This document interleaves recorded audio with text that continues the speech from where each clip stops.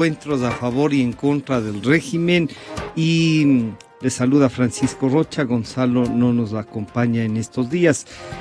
Bueno, para analizar este tema de las marchas, de la oposición, tanto, digamos, como que llega la marcha y uno dice que algo más pasa, como que falta ya algo más, y para eso estamos saludando a doña Lourdes Tibán, asambleísta nacional por el Movimiento Pachacútec, que comentábamos antes de iniciar este diálogo que ella participó en las marchas y que vio que estuvo muy buena. Le preguntaría esta evaluación de muy buena la marcha, ¿qué pasa? La gente como que ayer estaba un poco insatisfecha, ya hicimos el plantón, un poco ayudó a que se den la vuelta la Carolina, pero algo más espera, pero además vi mucha furia en uno y otro lado. En el Palacio de Gobierno una agresividad. Alguna gente acá también. ¿Cómo miró usted? Bienvenida, buenos días, doña Lourdes. Muy buenos días, muchísimas gracias por este espacio. Yo creo que es digno de reconocer la convocatoria de las Shiris, porque es una convocatoria, ¿qué diría yo? Voluntaria, individual. Una especie de autoconvocatoria. Autoconvocatoria puede llamarse. Yeah. Lo que no sucede en Carondelet, que vino gente de provincias, funcionarios, gente que están obligados a asistir. Ya quisiéramos ver que no va más allá de la Plaza Grande. Y lastimosamente gente que va por un puesto. Acá en cambio son gente que no tiene puestos. Gente que yo me estaba riendo del Twitter que el presidente invita y dice todos a las 4 de la tarde a llenar la Plaza Grande, y un chico le contesta a ese presidente, podemos hacer desde más temprano porque yo estoy sin trabajo. Yo creo que es la mejor expresión. La mejor expresión. Esa respuesta recibió. Claro, qué chévere, qué chévere. ¿Y qué dirá el presidente? Mínimo le bloqueó, ¿no?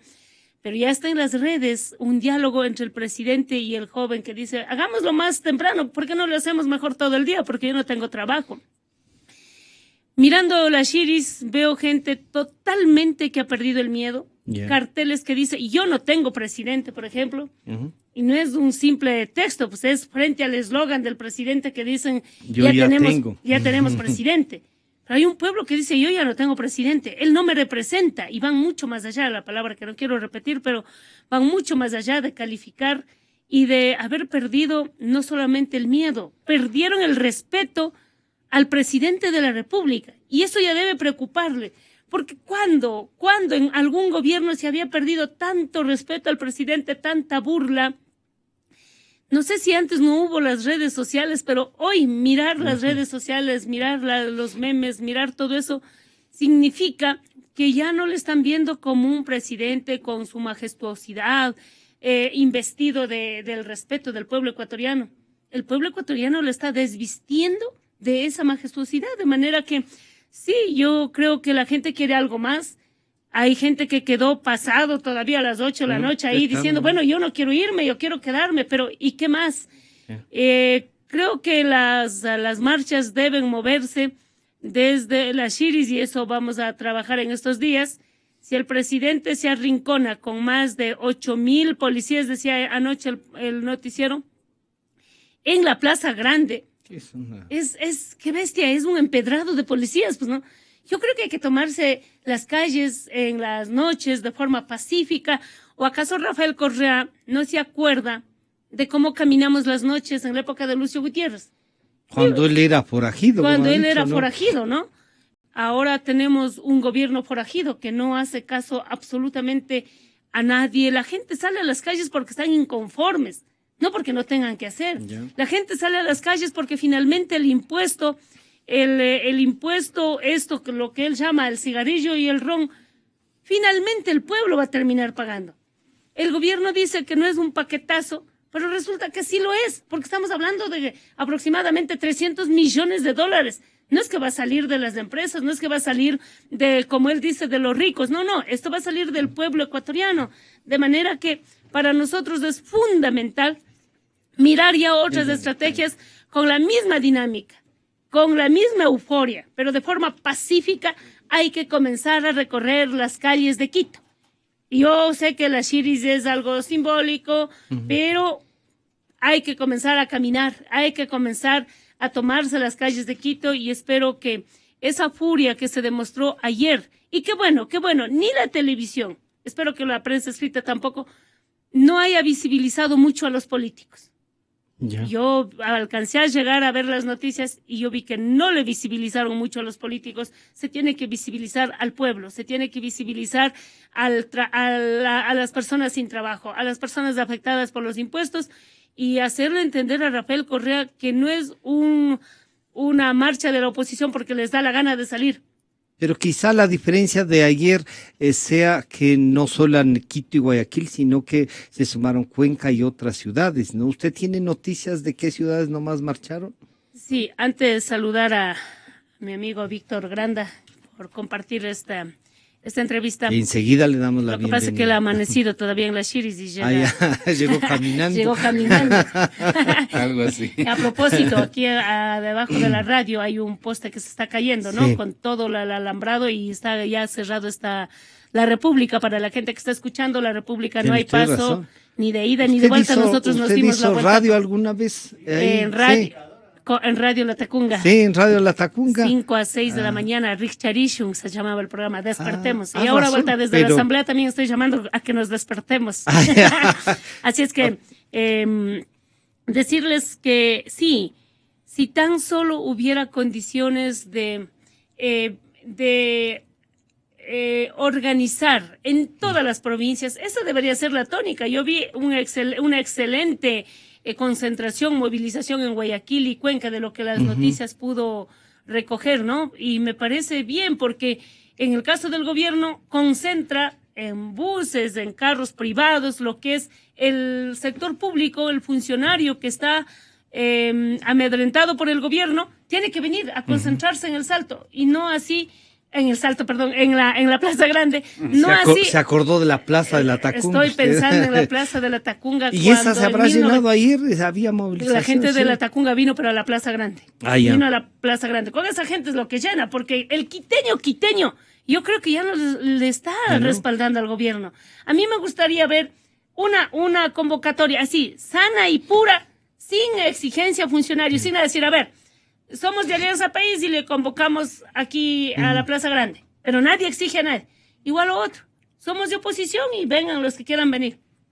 Ahí vamos a ver verdaderamente cuánta gente viene, porque a la Plaza Grande sí viene gente de las provincias, gente que comprometidas por algún proyecto, lo que sea, pero vino buses y buses de gente hacia la Plaza Grande, no hacia a la capital. Yo creo que en las Shiris está la gente quiteña. Al saludar al doctor Víctor Granda, le diría, estamos haciendo una evaluación de lo que han significado las marchas, pero se siente, y quizá el señor presidente también siente lo mismo, que dice, bueno, esto es igual, ¿no? La marcha, están ahí, ¿quién tiene más? Unos comienzan a dar cifras, y claro, uno ve las imágenes y dice, a ver, la marcha, la presencia, ¿para qué nomás sirve? Y le estoy preguntando no solo al abogado socialista, sino también al activista político. O sea, ¿para qué nomás sirve y qué más debe esperar la gente? Bienvenido, buenos días, doctor. Muchas gracias, Francisco, por la invitación y un gusto compartir con Lourdes este panel.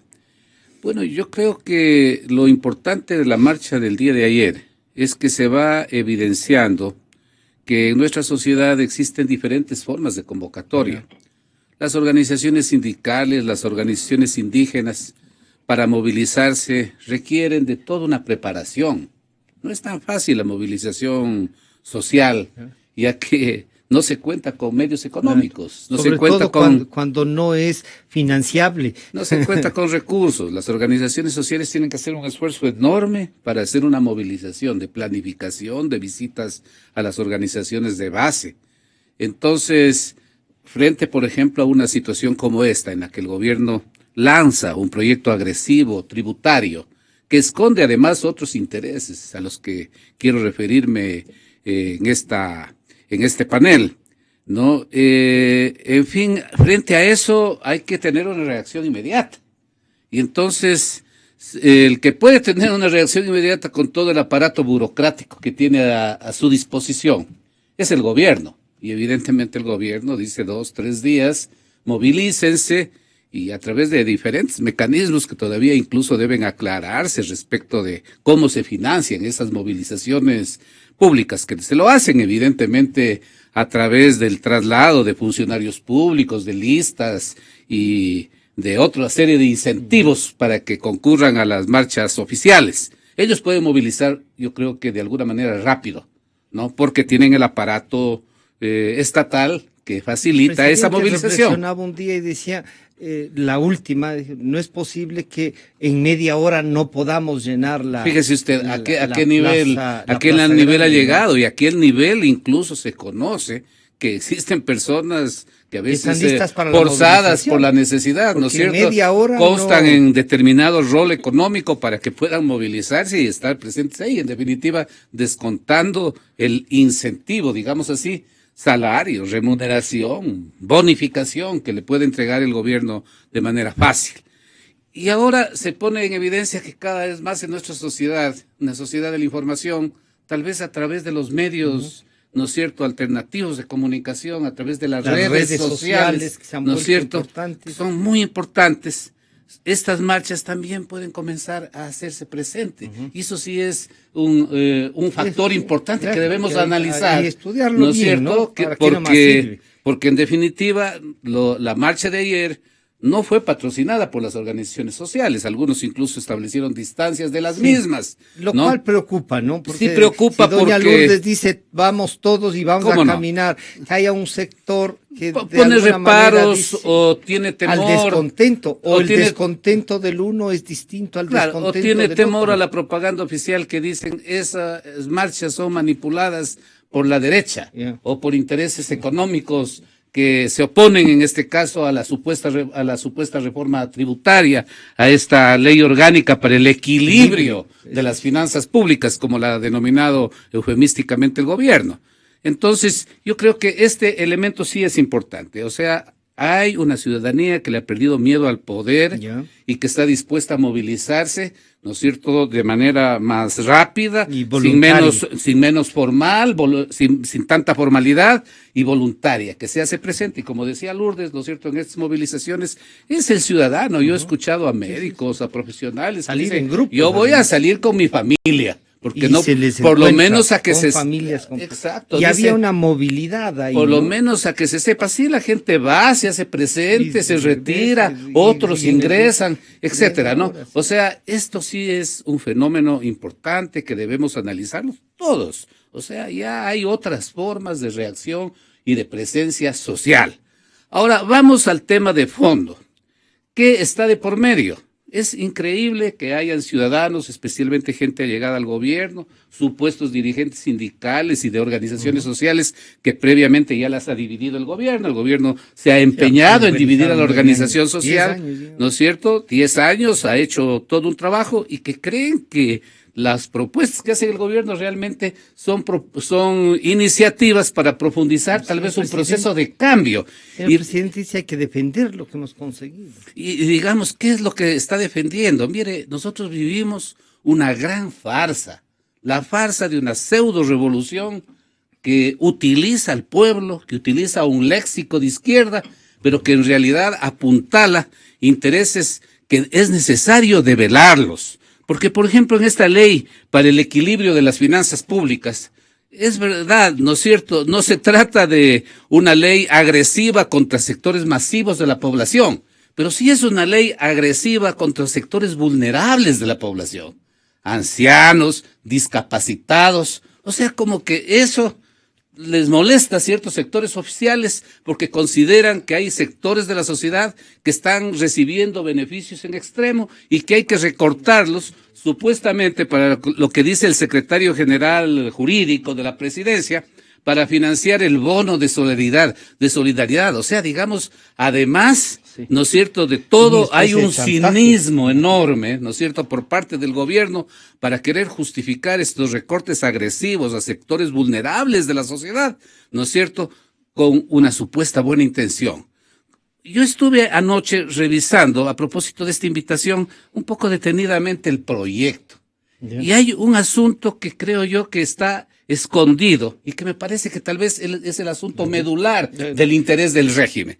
Mire, este es un gobierno que en 10 años ha manejado un esquema de contratación absolutamente opaco, oscuro, con grandes contratos a dedo para beneficiar a determinados sectores económicos, internacionales y nacionales, y seguramente con procesos escondidos de corrupción, porque evidentemente si es que se hacen contratos de ese volumen sin estudios muy prolijos y que luego generalmente, como ocurre en casi todas las grandes obras públicas nacionales, se duplican en su precio, es por algún motivo. Van saliendo los trapos sucios a través de los Panama Papers, luego saldrán otro tipo de denuncias de manejos en paraísos fiscales, gentes de estados y naciones, ¿no es cierto?, que promueven este tipo de negocios a través de repartir luego comisiones entre los funcionarios que les entregan los contratos, y no se pueden, no puede explicarse de otra manera, ¿no es cierto? Y entonces usted descubrió que hay algún elemento. Bueno, digamos que aquí hay un asunto que es absolutamente preocupante.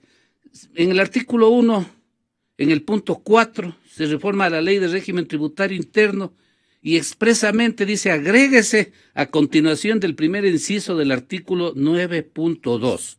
Este artículo se refiere a exoneraciones tributarias. La exoneración de impuesto a la renta prevista en este artículo, exoneración del impuesto a la renta que para empresas va alrededor del 20-25%.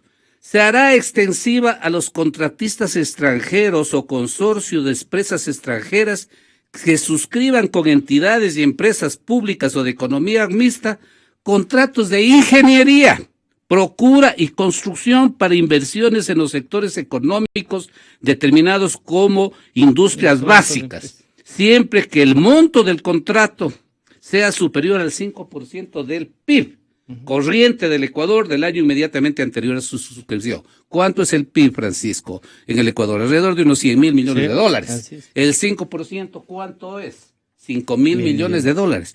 ¿Qué contrato grande están pensando están de por medio? Pero debe algunos estar, dicen que ya la empresa esa, que es una, debe estar caminando, ¿no es cierto? Entonces, hay una empresa que es la que va a ser la beneficiaria. ¿Qué otros negocios más? Porque a través de las alianzas públicas y privadas se perfeccionó el esquema neoliberal de la Ley de Modernización del Estado. La Ley de Modernización del Estado, que la mentalizó el señor Dajic en la época del neoliberalismo, de la partidocracia. De la larga noche. Se queda corta frente a los beneficios económicos que se ofrecen, ¿no es cierto?, a los nuevos concesionarios, o incluso se escucha que muchas de las obras, como las grandes hidroeléctricas, que no las va a poder manejar el Estado por el volumen económico que tienen y por el enorme costo que tienen, ¿no es verdad? Y frente a una falta de una evaluación real de cuánto mismo fueron valoradas esas empresas, ¿no es cierto? Que a lo mejor van a ser como revendidas, algo como pasa con los grandes campos petroleros, las famosas joyas de la corona, ¿no es cierto? Que supuestamente y son efectivamente recursos trascendentales para el país, pero que ahora son rematados, revendidos a las empresas concesionarias extranjeras además, en función de una cierta liquidez y dándoles beneficios extraordinariamente grandes a esas empresas. ¿Qué negocio tienen los señores del gobierno de por medio, ¿no? O sus aliados, al estilo de ciertas gentes que dicen que son oposición, pero que están preocupados del nuevo aeropuerto de Guayaquil, del aeropuerto de aguas, del puerto de aguas profundas, ¿no es cierto? Proyectos que cuestan miles de millones de dólares y que seguramente querrán dejarlos apuntalados con toda una serie de beneficios y exoneraciones. O sea, todas estas otras cosas son unas puchuelas, son cosas chicas, ¿no es cierto? Sí, que en total va a reunir 300 millones, pero ahí hay una exención a alguien de 5.000 millones. De 5.000 millones, o sea, le arruinan a un pobre discapacitado, ¿no es cierto? A un anciano le quitan cierto beneficio porque dicen que ha abusado. Si hay algún abuso hay que corregirlo, pero no por eso, ¿no es cierto?, se puede hacer pagar a justos por pecadores, pero de por medio meten, ¿no es cierto?, cosas, unas exoneraciones tributarias fabulosas, extraordinarias. Ahí está la verdadera imagen de esta pseudo revolución, que es una supuesta revolución de palabra. Del Partido Socialista. Pero fue inscrito por el Partido Socialista. Así es, lamentablemente, sí son los errores históricos que se cometen, pero en todo caso, desde el primer momento, mucha gente nos dimos cuenta de que eso era una farsa, una mentira. Y claro, solo se quedaron los oportunistas a cambio de una embajada, de un puesto de segundo orden, ¿no es cierto? Pero mucha gente crítica, siempre hemos estado al lado de los sectores populares, de los sectores sociales, para desenmascarar este tipo de farsas, que creo que es importante ponerlas en su sitio, porque hay todavía mucha gente engañada. Así es. Y yo creo que hay que escuchar entonces lo que dijo el señor presidente, frente a lo que ustedes dos nos han dicho, para ver cuánto la gente sí está entendiendo lo que significa el proyecto de ley y si tienen razón o no, o si tienen razón los de la Plaza Grande. El señor presidente, desde el balcón del Palacio de Carondelet, dijo que había una estrategia de desestabilizar al gobierno y llamó a no permitir que la restauración conservadora se instale nuevamente. Esto fue lo que dijo ayer. No es la marcha solamente del tabaco y ron, es su estrategia para impedirnos gobernar, para inmovilizarnos, para desgastarnos, para, de ser posible, desestabilizarnos. Es la estrategia de la restauración conservadora a lo largo y ancho de la patria grande. Lo vemos en Brasil, en Venezuela, en Bolivia, pero aquí no pasarán, compañeros. Compañeros, la fórmula del éxito tal vez no la conozca aún, pero la del fracaso sí la conozco, y es querer contentar a todo el mundo. Por supuesto, si estamos en un proceso de cambio radical, los que pierden sus privilegios, los que afectamos sus intereses, van a vestirse de luto y van a tener la complicidad de una supuesta izquierda infantil, violenta, tirapiedras, que es la mejor aliada de la derecha, que no defiende principios sino espacios de poder. No es posible de otra forma. No nos engañemos con falsos consensos. Nos enfrentamos una oposición racional, democrática, honesta. Enfrentamos golpistas, enfrentamos conspiración. Estas son las nuevas batallas, no tan sangrientas como hace 30, 40 años. No quiero victimizarme, pero sí son peligrosas. La restauración conservadora no tiene escrúpulos. Hay un nuevo plan Cóndor en marcha. Perseguir a los gobiernos progresistas, perseguir a los líderes progresistas, acusándolos de todo: corrupción, ineficiencia, incapacidad, etcétera. Hoy marcamos una nueva jornada de victoria. Nadie les hizo caso. A lo largo y ancho del país somos muchísimos más, pero tenemos que seguir en la lucha. Esto continúa. Quieren volver y con sed de venganza. Exa FM. Bueno, estas son unas reflexiones del señor presidente a una muchedumbre que aplaudía los impuestos, ¿no? Quizás la primera vez que yo veo una concentración, no recuerdo, estaba buscando que había una concentración para respaldar una medida. Uno puede en definitiva decir, hasta entender que los gobiernos hagan, pero tanto como para marchar.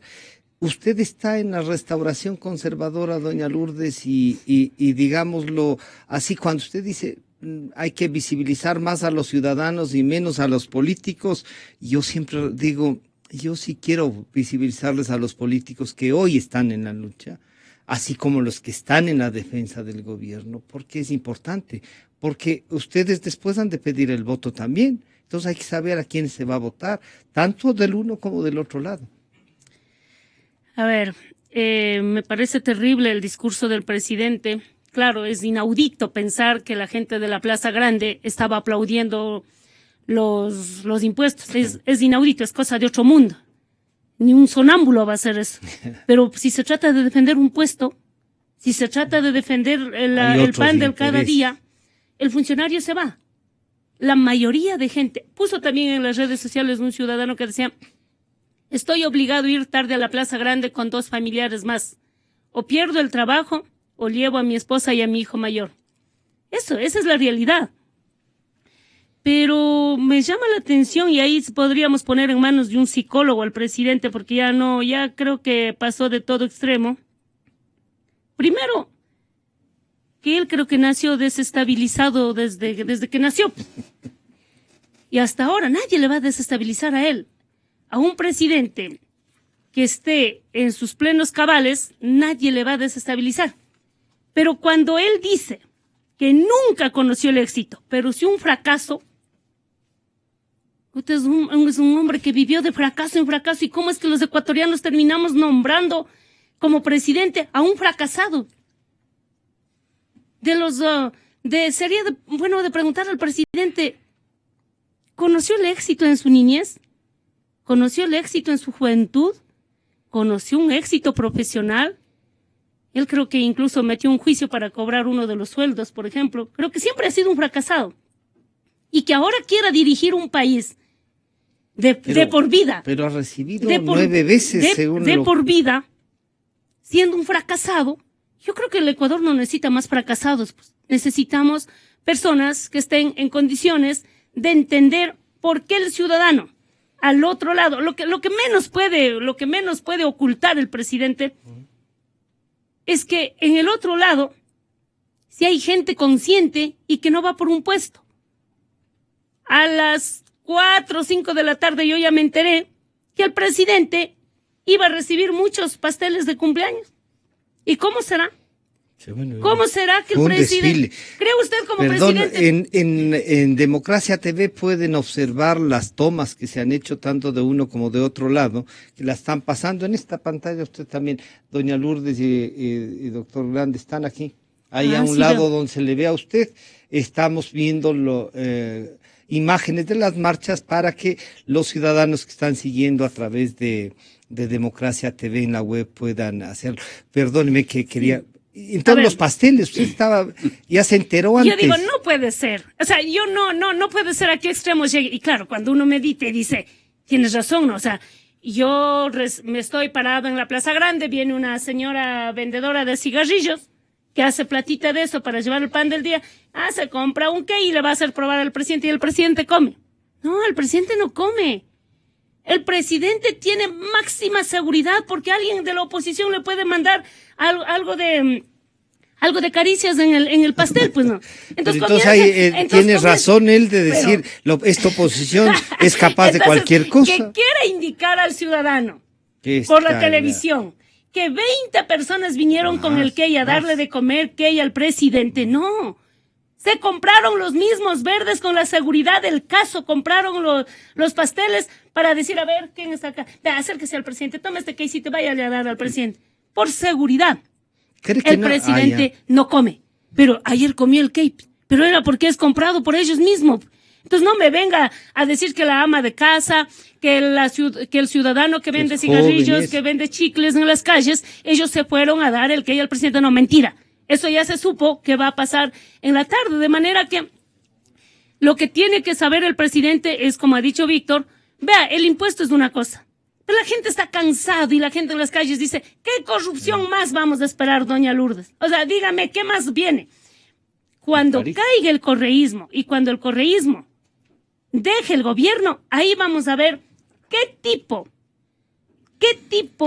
de corrupción tuvimos en estos 10 años en sobreprecios, ya mismo hacen una cena de solidaridad al fiscal. Yo le he dicho, el fiscal es el que investiga a todos los delincuentes y a todos los temas que hay que investigar. ¿Y a quién le va a investigar si es de la máxima autoridad? Él tiene que renunciar al cargo por ética, por moral con los ecuatorianos. Tiene que decir, vean señores, como que el paraíso fiscal le salpicó al fiscal, de manera que voy a renunciar y voy a dejar libre el camino para que vengan e investiguen. ¿Y si hubiera sido uno de oposición? Si hubiera sido alguien que estamos dentro de los 37 asambleístas que tenga este tipo de negocios, que un mes y tenga millones de dólares, bueno, ya sabemos cuál es el mensual de él. Pero cuando hace 3 semanas yo estaba en el hospital Eugenio Espejo, me encontré con un policía, pero estaba vestido de civil. Y puso a conversar. Y me dice, ¿sabía que le robaron la casa al fiscal? Así le digo, ¿a cuál fiscal? Al Galo Chiriboga. ¿En dónde? Y me comenzó a comentar todo. A mí me robaron en diciembre la casa. En menos de un minuto yo le puse al Twitter, me robaron la casa, porque uno no tiene nada que esconder. Yo no he sabido que le han robado la casa al fiscal. ¿Qué tan oculto estará ese bien? Y dice, este señor me decía, es increíble.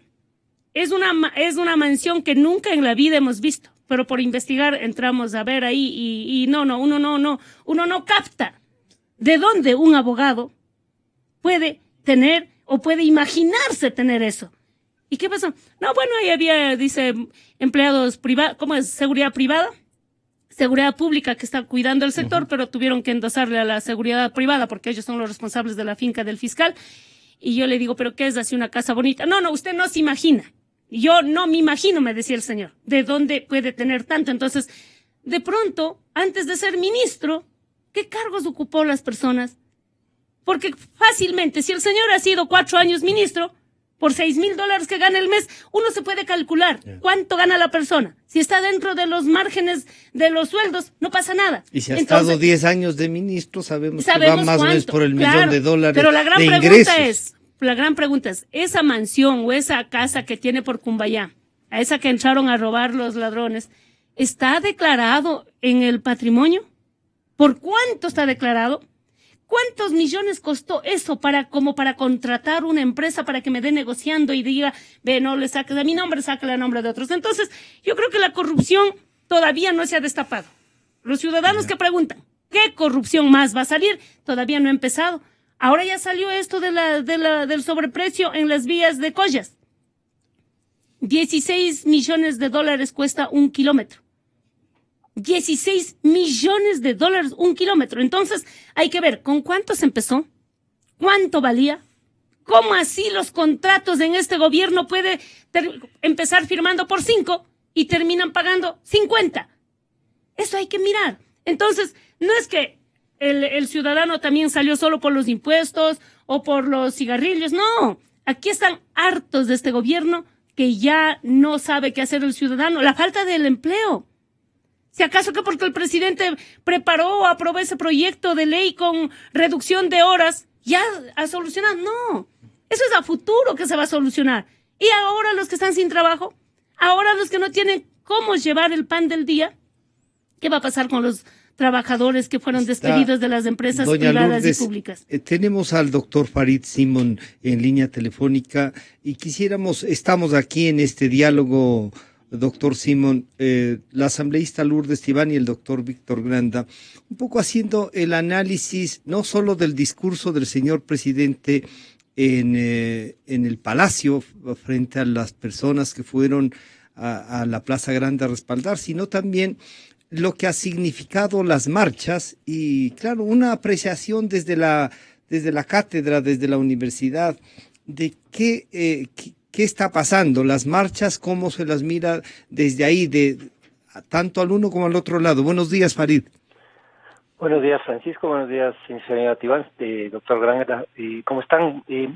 Primero quisiera expresar mi desacuerdo de alguna manera con la personalización del discurso político al grado de que al hablar se descalifica a los individuos de manera tan dramática como acusar al presidente que nunca ha tenido nada de éxito, ¿no? Me parece que una persona, más allá de mi desacuerdo en muchas de las acciones o decisiones que él toma o de la manera en que maneja la política o la manera en que maneja el discurso contra la oposición, no podré negar que es una persona que tiene una formación académica, que tiene una educación, que después de esa educación y esa formación académica no se transforme en ojos de los demás en acciones concretas, correctas, es otra cosa, pero no siento que sea una persona fracasada, alguien que ha ganado 9 elecciones o que efectivamente ha generado un movimiento político que tiene una gran adhesión.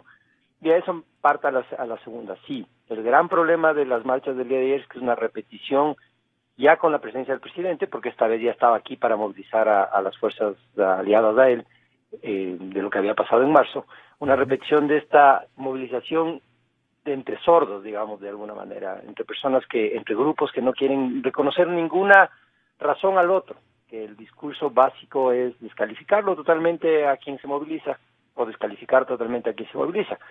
Claro, del lado del oficialismo, todos los que salen, que uno escuchen el discurso es gente que está complotada, parte incluso de una restauración conservadora continental. Todos están defendiendo sus intereses y sus prebendas económicas, con una ventaja. Tiene el presidente, cada vez que habla, tiene la ventaja que puede utilizar una etiqueta que unifica a todos quienes están en las calles, que es la oposición, parte de esta restauración conservadora, y así de un solo plumazo elimina todas las diferencias que existen en las razones que a una persona le puede llevar a marchar, ¿no es cierto? Porque hay desde quienes se están oponiendo a las medidas económicas más recientes, quienes expresan su descontento por un estado institucional de pérdida de separación de poderes, de poca fiscalización, de poco control del gasto público, una política de inversión estatal que se basó en las emergencias, en la posibilidad de saltar procesos, en un debilitamiento de las instancias de control, en una nula fiscalización desde la Asamblea, esta lógica de la falta de separación de poderes que impide que quien tiene que hacer su papel de investigar y eventualmente perseguir los delitos no lo haga cuando se trata de ciertos temas. Hay otras personas que se han movilizado por este discurso político de violencia, de desconocimiento, de negación. Es decir, la ventaja que tiene el presidente es que el discurso de la oposición, utilizar una sola palabra, oposición, unifica a todos y niega las buenas razones de quienes se movilizan y pone a todos bajo la misma deseo de defensa o de expresión de defensa. Doctor Simón, ¿cuánto puede durar esto? Ya alguien diría, pero ya estamos en el 10º año. ¿Esto puede agotar también el uno y el otro discurso o usted cree que hay un momento de rompimiento en eso?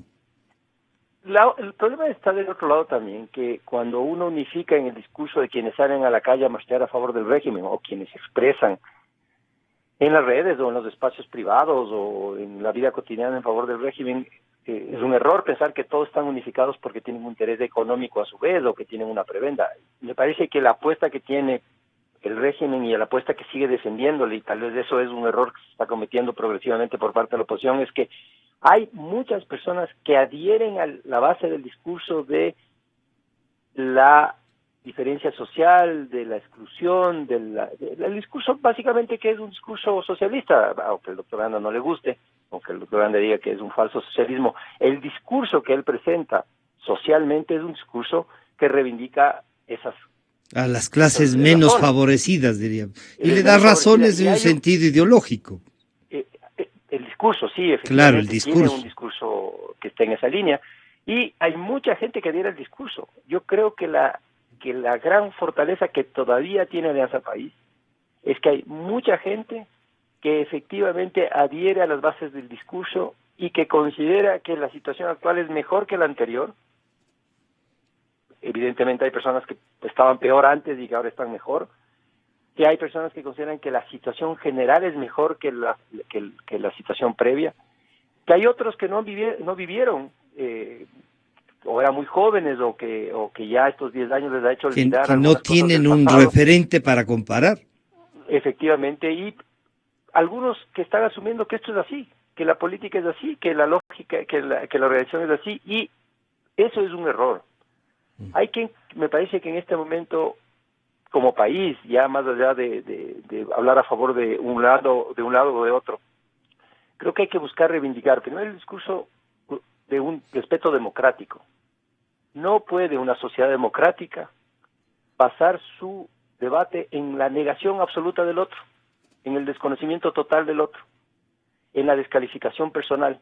Es muy difícil para muchas personas, y yo he escuchado a más de un colega, a más de un amigo decir que se sienten incómodos en las marchas en contra del régimen cuando la gente grita y se moviliza alrededor de discursos homofóbicos, machistas, sexistas, cuando hacen referencia contra el presidente, hacen referencias del presidente de su vida privada o le descalifican con pero quizá eso no está provocado también desde el que ejerce el poder, que claro, los sábados descalifica y trata también así a la gente. Por eso, del otro lado, el reproche mayor que uno puede hacer al presidente de la República está en 3 dimensiones. La primera es esta desinstitucionalización y este incumplimiento a su oferta de volver a un Estado democrático con separación de poderes. O sea, de hecho, eso es una cuestión que nadie niega.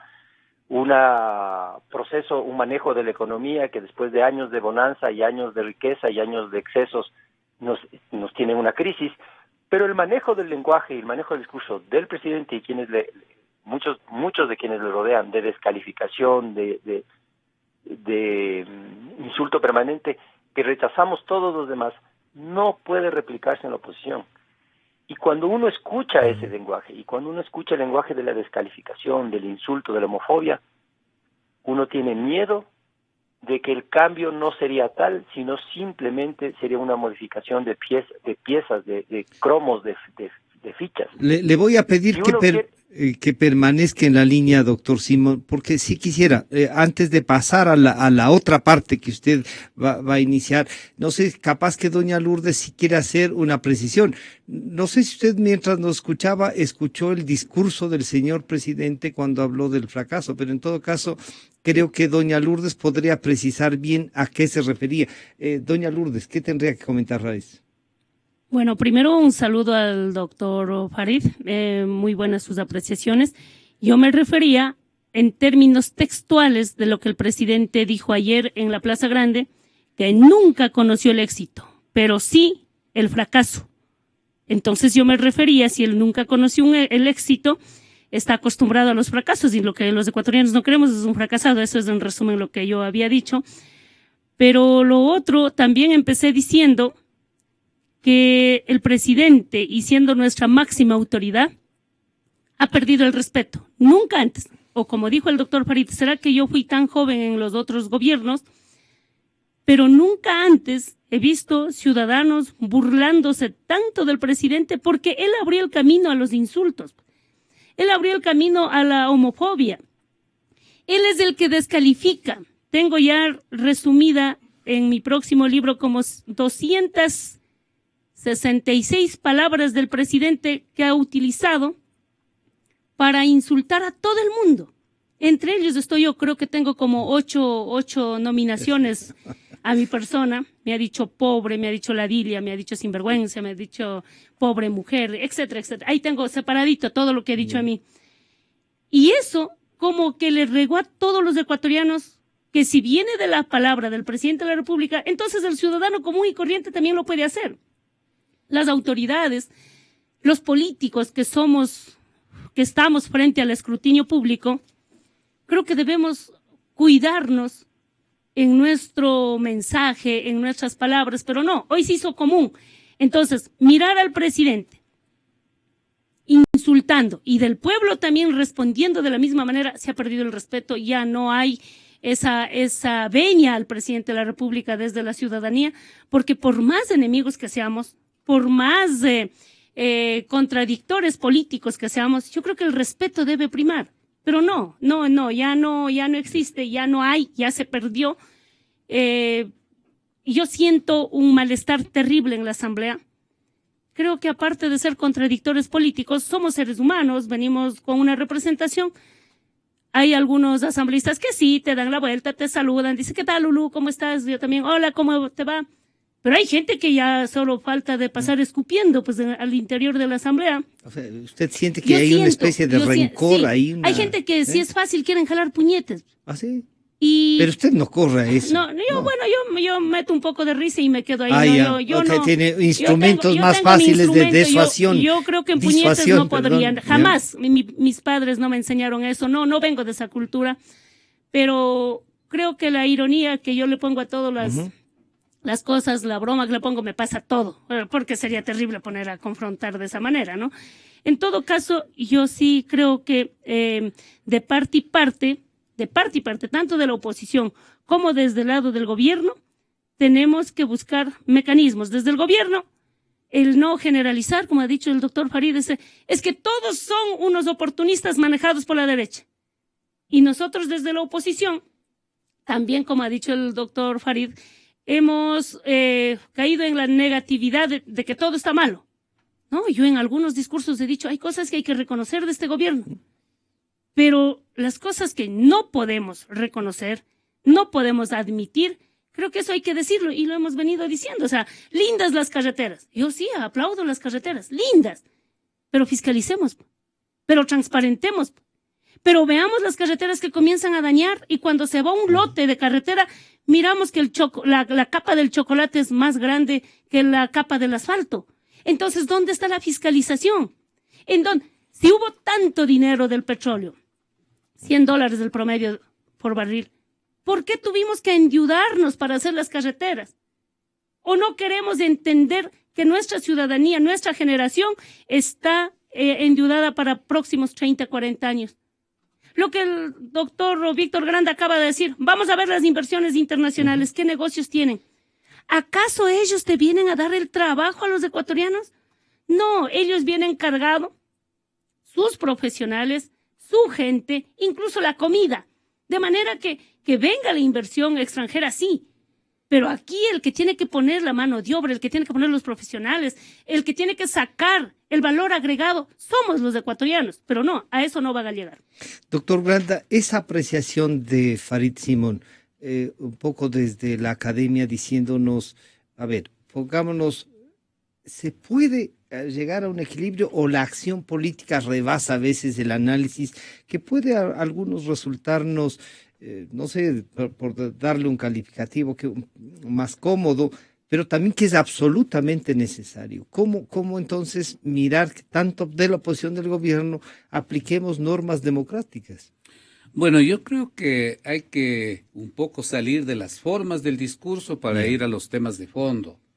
Me parece que lo que hace el doctor Simón al señalar que efectivamente hay excesos, tanto en el discurso oficial como en el discurso de la oposición, sin duda es así. Y no se diga si el presidente Correa, ¿no es cierto?, ha introducido un estilo que le ha dado éxito, según parece, en los 10 años, de agredir a todo el mundo, de insultar a todo el mundo, y eso evidentemente a una parte del público le agrada, le gusta ese tipo de política. Y obviamente se cae en el otro exceso de parte de la oposición de responder en el mismo plano. Pero vamos más allá del discurso al problema de fondo. Y lo acabamos de escuchar otra vez al presidente Correa. Si bien yo creo que muchas de las cosas que él dice ameritaría un tratamiento psiquiátrico, psicológico, de la personalidad y de los problemas que haya tenido o tenga el presidente Correa. Pero la verdad es que él utiliza, ¿no es cierto?, un discurso a través del cual ha encantado a las serpientes, ha engañado al pueblo, ¿no? Es un discurso que evidentemente motivó a que toda la izquierda ecuatoriana, las organizaciones sociales, consideren a él como el portaestandarte de una lucha, por ejemplo, contra el modelo neoliberal. El discurso del presidente, ¿dónde se hizo más fuerte? Yo creo que el apoyo más grande, mi querido Francisco, a que Correa crezca como figura política no fue tanto del Partido Socialista, que le dio el número. Y que le inscribió y le... Sí. Sino o sea, no es problema del padrino del bautizo. De los medios de comunicación. Sí. Este medio de comunicación, le he oído a Gonzalo y a muchas otras personas, aquí se hizo en buena parte la figura del presidente Correa. Pero, más allá de eso, ¿a dónde vamos? Vamos al tema de fondo. O sea, él utiliza un discurso falso, por eso yo he dicho, esto es una pseudo-revolución, una falsa revolución, un pseudo-socialismo, ha utilizado esa palabra, ¿no es cierto?, que fue convirtiéndose en una esperanza para el pueblo frente a la partidocracia, el modelo neoliberal, a la corrupción instaurada en el Ecuador, ¿no es cierto? Y él sigue utilizando esa palabrería que sigue engañando todavía a gente, porque bueno, Radio Democracia hace rato que se dio cuenta que lo que pasa es que aquí no se toma partido, se analiza, o los y si las propuestas, ¿no es cierto? Los únicos que no se han dado cuenta, doctor Granda, es los socialistas que siguen candidatando al presidente Correa. Los oportunistas, ¿no es cierto?, siempre habrán, y gente que a cambio, ¿no es cierto?, de un mendrugo, o de un cargo, o de una embajada, venderán sus ideales, traicionarán al pueblo, eso ya lo hemos visto. Pero lo que yo quiero insistir en esta ocasión es que detrás de ese discurso, ¿no es cierto?, hay intereses, grandes intereses que sí se han apuntalado en los 10 años de gobierno. A través de todos estos mecanismos de contratación pública oscuros, turbios, ¿no es cierto?, se han hecho grandes negocios que en algún momento de la historia del país aparecerán ventajosamente desde el año 98 la figura de peculado es imprescriptible. Y por más que se haga un esfuerzo a través de los diferentes mecanismos institucionales para decir aquí no pasa nada, o cuando se hace una denuncia pedir que se la archive, Correa se desgañita diciendo denúncienme, vayan a la fiscalía. Y cuando un grupo de ciudadanos provectos, rectos, van a la fiscalía a presentar, ¿no es cierto?, una denuncia, como en el caso Manduriaco, el propio investigador pide el archivo de la investigación. Cuando incluso un juez dice, bueno, aquí no solo hay abuso de fondos públicos, y si bien la Contraloría no ha fijado, hay otra serie de irregularidades que deberían ser analizados, ¿no es cierto? Viene otro funcionario judicial y acepta, ¿no es cierto?, el archivo de la investigación. O sea, no se quiere investigar, se persigue a quien investiga, ¿no es cierto? El Congreso, controlado por una mayoría oficialista, no realiza labores de fiscalización.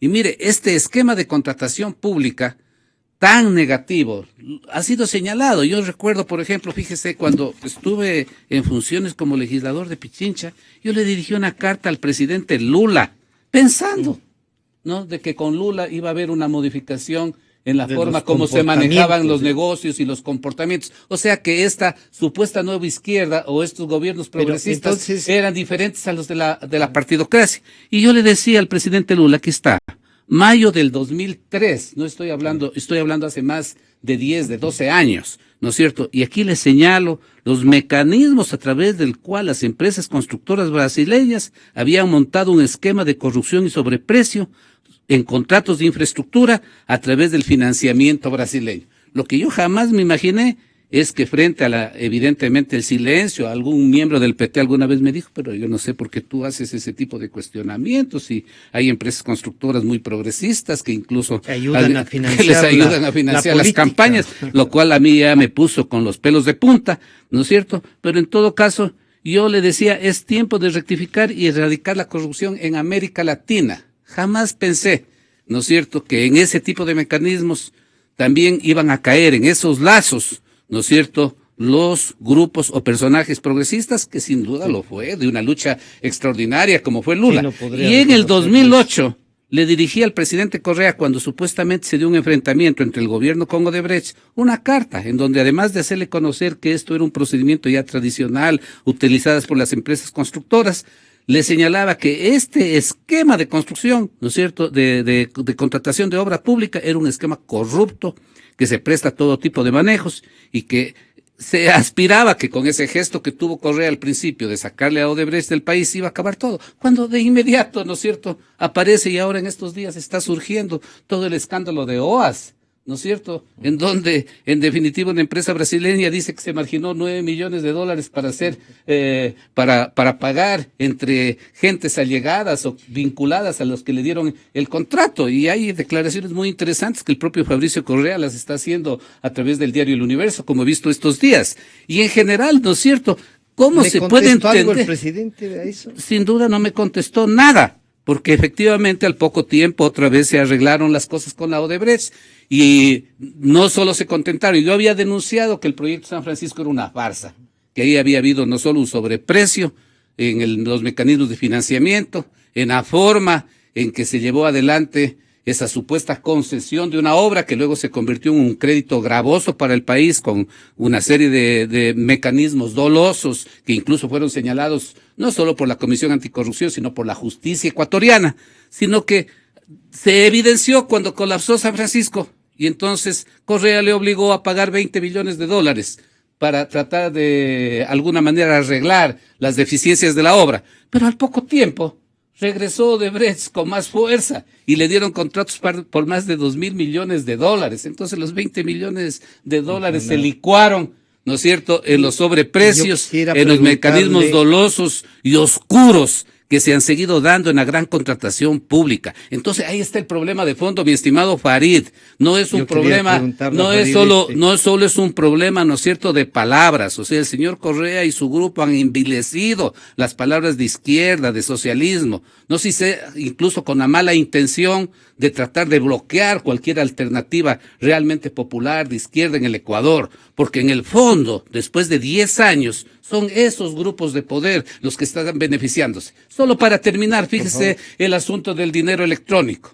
Ya lanzaron lo del dinero electrónico, se hizo toda una bulla de que a través de eso se quiere hacer algo para debilitar la dolarización y para ir introduciendo una moneda alternativa en el país. Pero ya ayer salió el gobierno a decir que el negocio no hay problema, que ellos no tienen esa intención, que se lo van a pasar a los bancos. Entonces ahí ya seguramente, ¿no es cierto? Ya no será tan malo. Calmarán el los dinero ánimos. Entonces yo creo que el gobierno finalmente tranza con los banqueros, hace grandes negocios con las empresas constructoras, entrega al país como lo está entregando ya en este rato a precio de saldo, como los grandes campos petroleros, y ahí prepara nuevos negocios como este que está incurso en el actual proyecto de ley y que se abran inversiones de más de 5,000 millones de dólares. Señores, creo que quieren dejarnos vendiendo, hipotecando, subastando al Ecuador, creyendo que todos somos una serie de estúpidos que no nos damos cuenta de la realidad, Francisco. Esto es una oposición que no tiene más argumentos, esto significa una oposición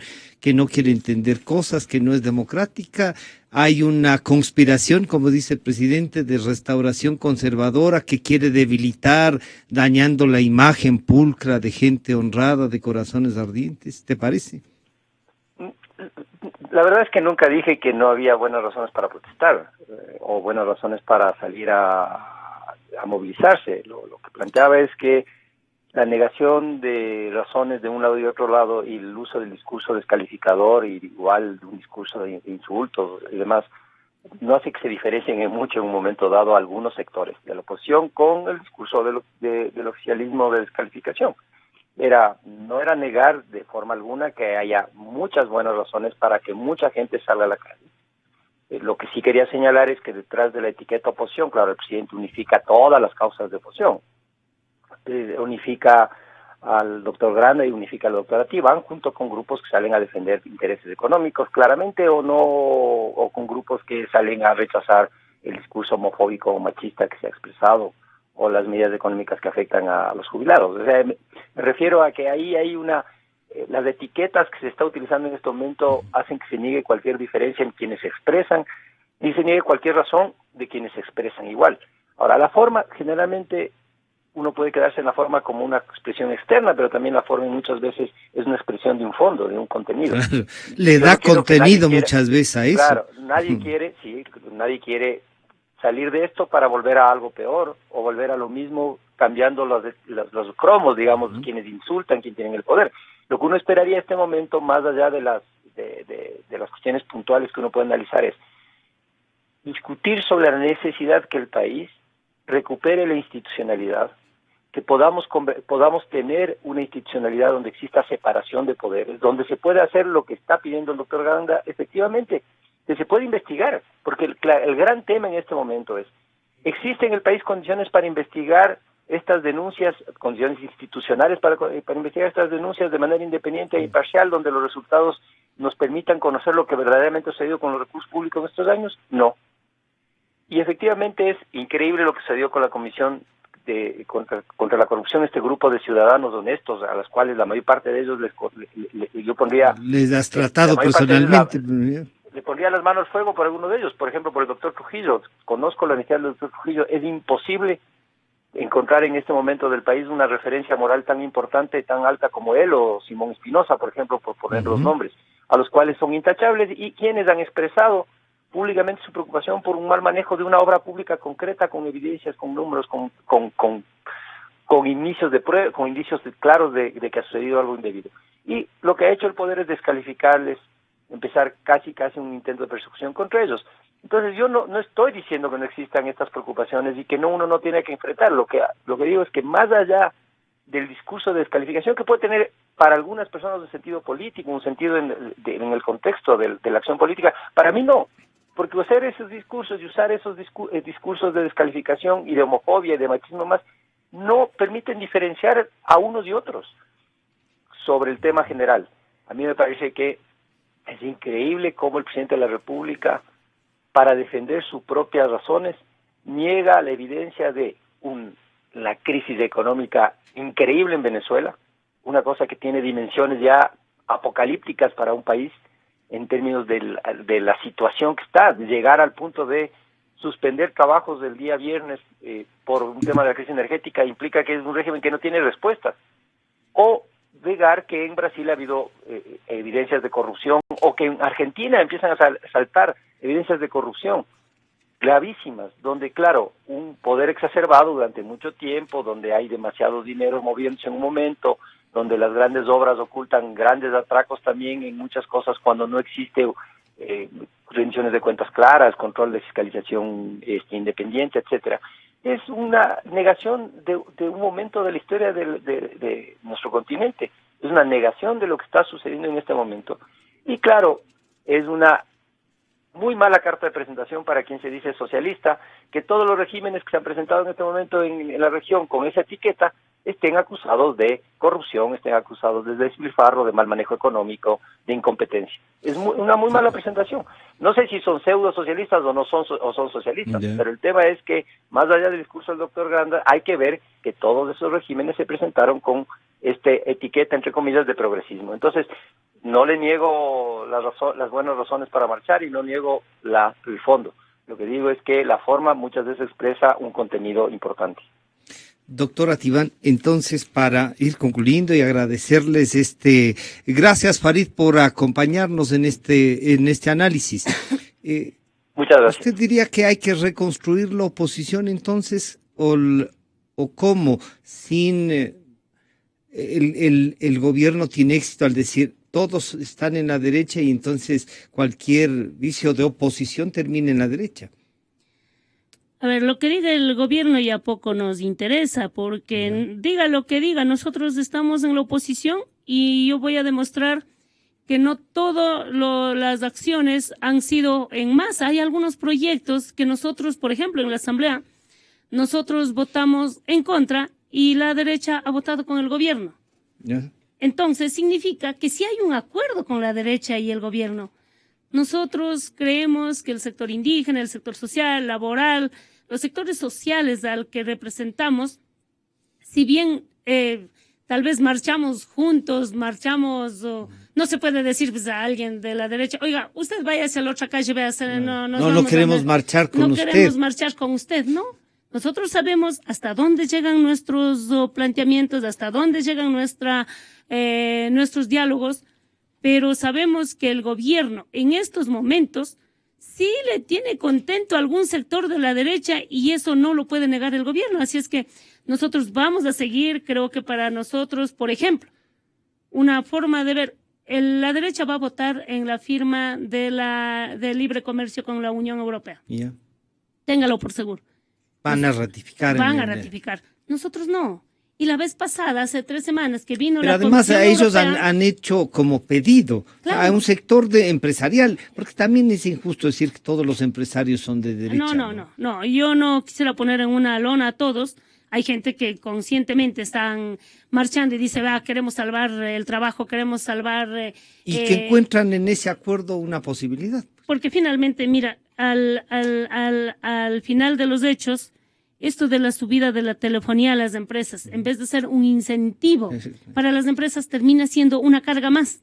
Y eso va a terminar con un trabajador, con 2 trabajadores al final de las cuentas, ¿no?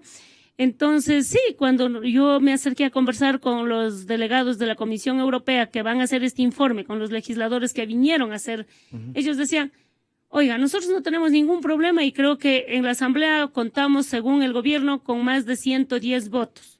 Entonces digo, ¿y de dónde sacaron 12 o 13? Porque ellos ahorita son como 93, 97, por ahí están votando.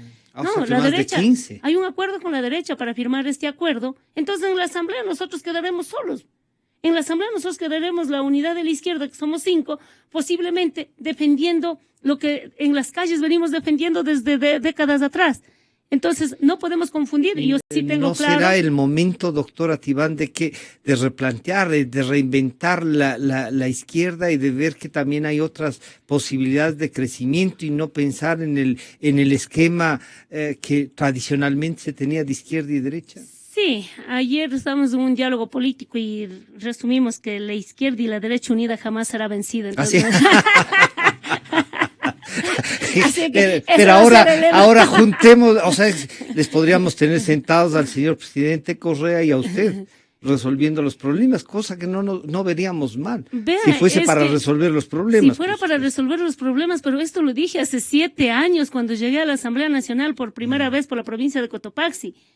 Claro, mucha gente lo tomó en broma porque me lanzaron de candidata al Consejo de Administración. Y los del gobierno dijeron, no, con Lourdes Tibán no hay cómo dialogar. A ella tienen que cambiarle y poner otra candidata del Pachacuti y le aceptamos en el CAL. Lo cierto es que como 3 meses después me aceptaron en el CAL y le demostré que cuando son temas legislativos, administrativos, hay que trabajar. Los temas políticos, yo le dije en público, señor presidente, nosotros no tenemos problemas personales. Si usted, señor presidente, considera que Lourdes Tibán y Rafael Correa tienen problemas personales, encerrémonos en un cuarto a solas y resolvimos nuestro problema. Pero esto va mucho más allá. Tendremos que encerrarnos con los 15 millones de ecuatorianos para resolver la vida de los 15 millones de ecuatorianos. Y eso el presidente tiene que entender, que no se trata de mandar lindos discursos desde Carondelet y ya está resuelto. O sea, él creo que va a dormir feliz diciendo, ya finalmente mandé un discurso, todo el mundo pasó en la televisión, que los que están allá en la Shiri son unos locos y son unos manipulados y son gente de la derecha. No, vaya, qué pena que Zumbahua se haya vuelto como un sitio para reivindicar la pobreza. Resulta que Rafael Correa se fue hace 10 años de ahí, pues, a posesionarse simbólicamente, que iba a cambiar esa situación. Mañana va a ir otro partido político, no le anticipo quién, pero mañana va a ir, ya van a ver las noticias. Va otro partido político a reivindicar la pobreza ahí. No ha cambiado en nada. Aparte de una escuela del milenio. Se volvió una plataforma. Sí, es una plataforma. La gente ¿de lanzamiento será o de qué? La gente sigue siendo pobre, la gente sigue no teniendo educación. Hay una escuela del milenio que no a todos da acceso. Ese es lo único que ha pasado en los 10 años en Zumbahua. Hay una escuela del milenio. Pero preguntemos al padre Pepe Manangón, quien recibió para que dé la pasantía el presidente Correa en 1989, preguntemos ahora qué piensa el sistema de educación. No le pueden ver. Y dicen, ¿dónde estaba nuestra cabeza para darle los réditos en Zumbahua al presidente? Las tiendas comunales que hicimos con los Mato Grossos, ya no hay nada, casi nada. Ya están cerradas. Casi nada, no hay nada. O sea, ha quedado en la historia, pero más allá esas de eso, Rafael Correa fue a hacer una plataforma política en Zumbahua como el escenario para cambiar esa situación de los pueblos indígenas en el olvido que viven. Y no. Pero no, para nada. Sí, reitero, preguntemos ahora qué piensa el sistema de educación intercultural bilingüe, que lastimosamente hace un mes estaba el presidente en Cotopaxi y dijo, a ver, alguien de educación, páseme la lista de cuáles son los mejores colegios. El CEG, Belemitas y no sé quién más. 3 privados. Y no le nombró al Jatari Unancha. Al Jatari Unancha que él dio clases. El Jatari Unancha en el que yo me gradué. Gracias a Dios él no fue mi profesor porque yo llegué por el 92 más o menos. Pero el presidente dijo, ¿y en qué colegio habría estudiado Lourdes Tibán? No, pues, ¿yo cómo voy a ir a estudiar en el SEG, pues?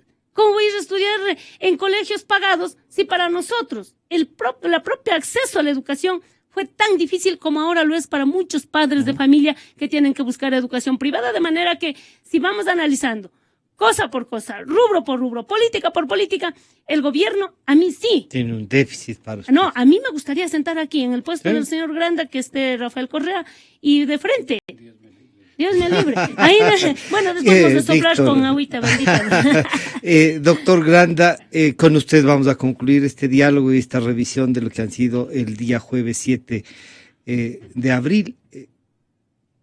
Redefinimos izquierda y derecha con estas posibilidades porque el país se hace con todos. O reivindicamos la dictadura del proletariado para que se instale aquí, y entonces lo que hay es que tirar a disparar a todo aquel que tenga algo más de lo que nosotros aspiraríamos con legitimidad a tener también. Mire, yo creo que siempre es malo generalizar, ¿no? Y a propósito de lo que decía en su última intervención Farid, se ha demostrado que todos los gobiernos progresistas están vinculados a actividades de corrupción. No todos. Ya no hay otros. No hay que generalizar. El hecho de que hayan malos cristianos no quiere decir que el cristianismo es malo. Que incluso hayan curas pedófilos, que todos los sacerdotes cometan ese tipo de crímenes. Y lo propio ocurre, ¿no es cierto?, en el aspecto político. El socialismo, las ideas progresistas, la honestidad, la corrección, son valores que no desaparecen por el hecho de que existan malos socialistas, pseudosocialistas, oportunistas o gente que haya luchado lealmente junto al pueblo durante toda su vida.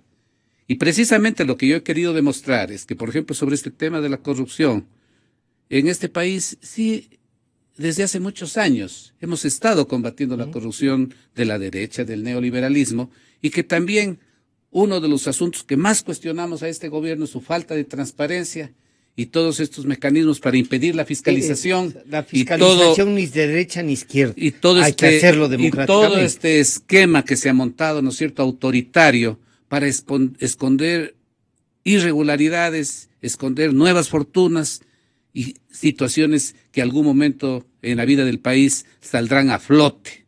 Entonces, esto es lo que es necesario puntualizar y hay que reivindicar los valores de la transformación y el cambio, porque lo que ha ocurrido en el Ecuador en estos últimos 10 años es que se ha hablado mucho, se le ha cantado canciones al Che Guevara, ¿no es cierto? Han utilizado los fondos públicos para bailar, para comer. Si alguien quiere festejar su cumpleaños o reunirse con sus fans, váyase a su casa, váyase a la sede de Alianza País, pero no utilice los bienes públicos como son el propio Palacio Nacional, el Palacio de Gobierno, que está destinado a ser la sede del gobierno y no la sede ni de un partido político, ni de un caudillo o de un personaje que quiere reunir a sus incondicionales para agasajarlos. Entonces, yo creo que hay cosas, hay valores que necesariamente debemos puntualizarlos. Denunciar esto no es desestabilizar. Claro. Y por otro lado, ¿no es cierto?, oyéndole al presidente Correa, ¿no es cierto?, él, fíjese, ayer no participaron las organizaciones sociales, pero el ataque central de él estuvo contra la izquierda infantil, contra las organizaciones sociales, que toda la vida han luchado en contra de sistemas injustos, que han combatido al neoliberalismo, que él mismo se aprovechó de la lucha de los indígenas y de los trabajadores para encaramarse en el gobierno y que les ha pagado, ¿no es cierto?, con persecución, con división y ahora acusándoles de que están con la derecha. Mire, yo creo que hay cosas, nosotros ya tenemos la suficiente madurez en la que todos los ecuatorianos debemos estar juntos. Lucha contra la corrupción, pues vamos a la lucha contra la corrupción. Hay temas en los que no, se ha involucrado el alcalde de Guayaquil, que es un tipo nada transparente, que también ha manejado sus contratos bajo más los mismos esquemas del gobierno, o sea, el señor Rafael Correa, que se denomina socialista del siglo XXI. Restauración de la democracia, de una auténtica división de funciones del Estado, de una independencia de la función judicial, del restablecimiento de los mecanismos de fiscalización. Vamos, si yo tengo que coincidir ahí con sectores denominados de derecha, coincidiré pues. ¿Y cuál es lo malo? Sería que yo me convierta en un instrumento de la derecha para cumplir los objetivos nefastos que tiene la derecha, que eso sí lo hace el gobierno, porque el gobierno, mientras acusa a los otros que están en las calles movilizándose supuestamente contra las políticas del gobierno, y que ahí coincide la derecha con los sectores de la izquierda infantil o de la extrema izquierda o de las organizaciones sociales, su política es hacer exactamente lo que quiere la derecha, apuntalar los negocios de los grupos, ¿no es cierto?, bancarios, financieros, persecución al sector productivo, o por lo menos no se les hace ningún caso o no se atienden las necesidades básicas de desarrollo del país, ninguna reforma agraria, ninguna transformación, ¿no? O sea, para restablecer la democracia, para acabar con esta pseudo, ¿no es cierto?, contra este pseudo socialismo, este pseudo progresismo, de acuerdo, para desmontar el correísmo, si controlan todas las instituciones y funciones del Estado, para hacer una asamblea constituyente tendremos que coincidir todos y discutir, ponernos de acuerdo cómo vamos a tener un sistema equilibrado que nos permita a todos los sectores, entre esos a los sectores sociales, luchar por sus derechos, por sus intereses, que no sean pisoteados como lo han sido pisoteados en este gobierno. Mire, la política laboral más nefasta de los últimos años, incluso comparada con los gobiernos de la derecha en el Ecuador, ha sido lamentablemente introducida por el gobierno de Correa. Le pone algún caramelito por medio, pero por lo general le da un garrotazo a los sectores sociales y populares que tuvieron el desacierto de creer en su verborrea, ¿no es cierto?, y en elegirlo presidente de la República pensando de que se estaba transformando al país. Yo quiero agradecer a la doctora Lourdes Tibán, al doctor Víctor Granda y al doctor Farid Simón, con quien hemos analizado lo que pasó el día de ayer, los discursos que se dieron y las perspectivas políticas de esto. En un corte, volvemos enseguida.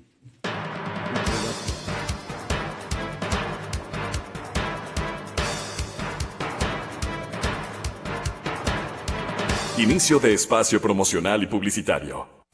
Gracias por permitirnos que tu visión sea nuestra